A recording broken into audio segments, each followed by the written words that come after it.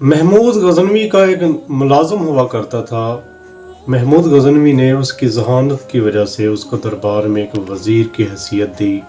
उससे पहले जो उमरा थे, जो वज़ीर थे, जो आला ओहदों पर ऐद लोग थे, उन्होंने जब अय्याज़ को देखा कि इसको वज़ारत मिल गई है तो वो उससे जलने लगे, क्योंकि वो गरीब तबके से तल्लुक़ रखता था और वो बड़े अमीर थे। तो वो उससे जलते, उससे हसद करते और बादशाह को उसके खिलाफ भड़काने का कोई मौका हाथ से ना जाने देते। अय्याज़ के अंदर एक आदत थी कि वो अपने पुराने मकान में रोज़ाना जाता और कुछ वक्त वहाँ गुजारता और फिर वापस आ जाता। अब जो दरबार के जो वज़रा थे, उन्होंने देखा कि ये एक ख़ास मकसद के लिए जाता है और कुछ वक्त गुजारता है और वापस आ जाता है। वो वज़रा दरबार में इकट्ठे होकर गए और महमूद गज़नवी को कहा कि ये बंदा ये गद्दार है, ये कोई ना कोई राज छुपाता है और दुश्मनों तक पहुंचाता है। ये रोज़ाना इस मकान में क्यों जाता है? ये तो बसीदा सा मकान है। महमूद गज़नवी ने कहा कि चलो देखते हैं।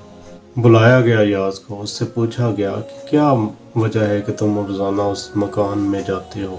अय्याज़ ने कहा कि जब मैं गरीब होता था तो वहाँ पर मैं रहता था, मेरे जूते, मेरे कपड़े मैंने एक संदूक में अपने रखे हुए हैं।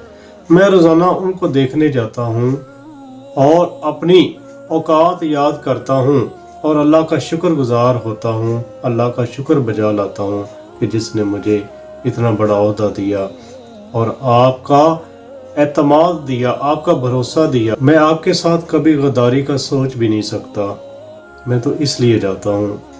महमूद गज़नवी इस मकान में पहुँचे और देखा कि एक संदूक के अंदर एक पुराना जूता और पुराने कपड़े पड़े हुए हैं जो कि अय्याज़ के थे, और उसकी बात वाकई सच साबित हुई। और महमूद गज़नवी ने अपने वज़रा को तनबीह की, उनको ख़बरदार किया कि आइंदा अय्याज़ के बारे में कोई चालाकी या होशियारी से काम ना ले।